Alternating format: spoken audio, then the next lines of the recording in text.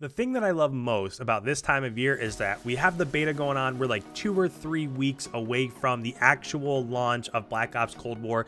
And since we're in beta, there are so many unknowns, right? All of these maps are different. All of these ARs are different. The SMGs are different. Just everything has a total different feel to it. So it seems like every single day, more and more information is coming out, and we get to take that information and we get to dissect a little bit in terms of how will this compare, or how will these things be utilized in the competitive meta. So I want to take a peek at the competitive meta. There's some attachments that are being broken down pretty in depth. We want to take a look at that.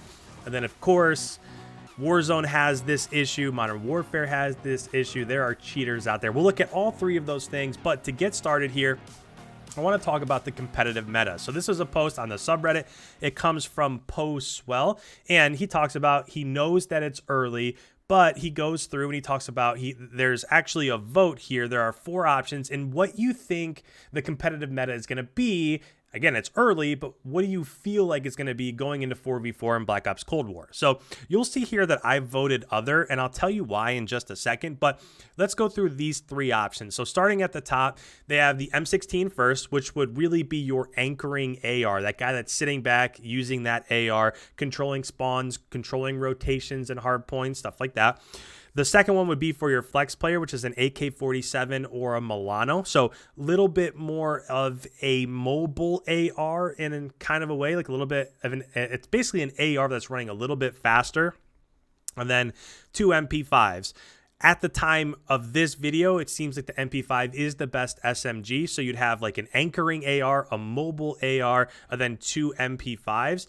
After that, the next option here that's got 48 votes, which is basically the lowest amount of votes, is the XM4 or the Krig. So again, that would be your main AR that's a little bit more mobile, has a full auto AR, and then 3 MP5s. This option is very similar to what's going on, or what did go on in Modern Warfare, and you can see that this didn't get a ton of votes here.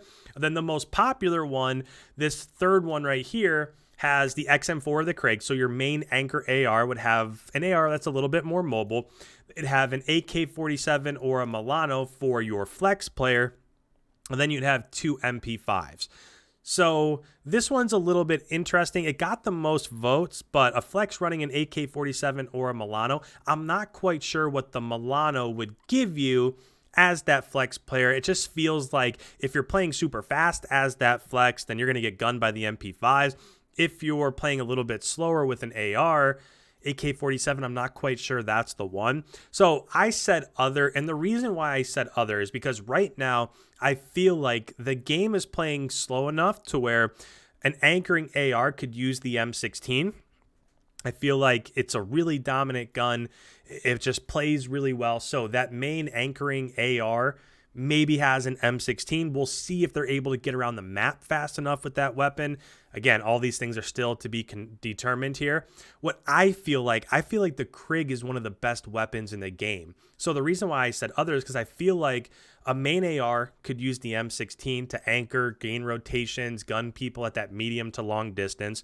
Your flex player could use the Krig because, again, what does the AK-47 or the Milano give you that the Krig doesn't, right?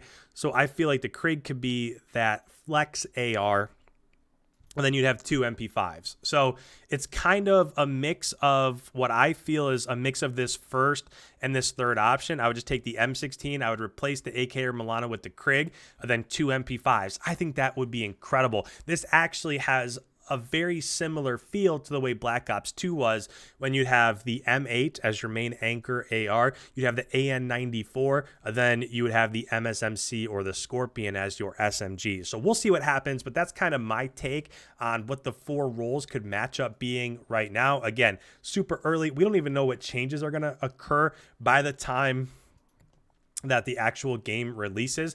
Other thing that I wanted to show you here is that, and this is really big for ARs. This is from JP Krez on Twitter, and he went through and he talked about the ADR, or the ADR, the AR ADS movement. So when you aim in with your AR, how quickly you can move, you can strafe left and right.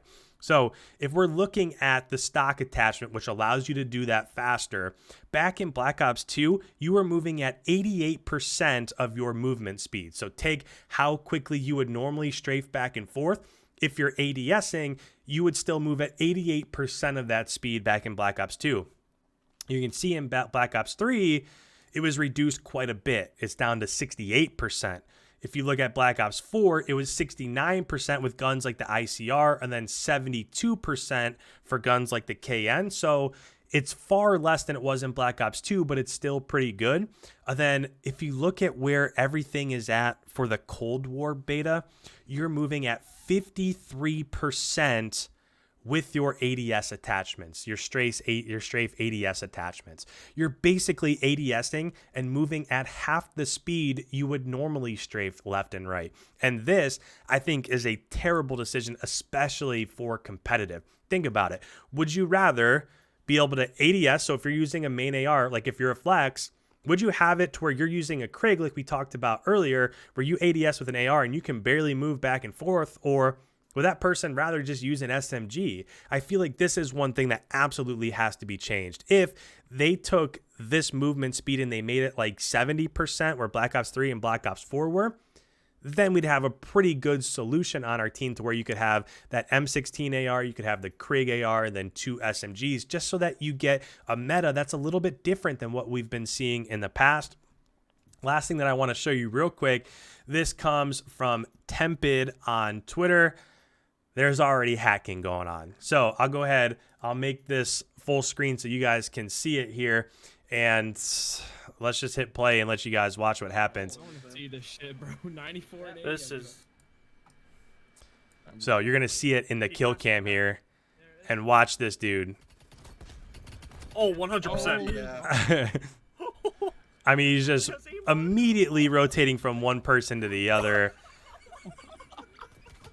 This is... And that's just unbelievable, right? So that's just the sort of stuff. And this really does cause an issue, especially because other games, they have that battle eye cheater, and that if you load in with these cheats, it automatically just bans you from the game. And that happens all over the place when you're playing games like Valorant or some of these other BRs that are made by AAA titles. So we are now basically just like 1 weekend into the beta, and people have already written hacks for this, and you just saw it right there. So hopefully they find a way to fix this, make it so that there's some sort of anti-cheat. It would just help the game so much. I feels like over the last 6 months, there's so many different iterations that Warzone has gone through based on things that break the game, guns that need fix, and all of that. One thing that hasn't been approached is the fact that there are cheaters everywhere. So hopefully this doesn't haunt us for another year in Call of Duty, but that's all to be seen, right? So if you're new around here, thank you guys so much. Make sure you hit that subscribe button. I put up brand new videos every single day breaking down competitive Call of Duty. Leave a like, it helps out the channel.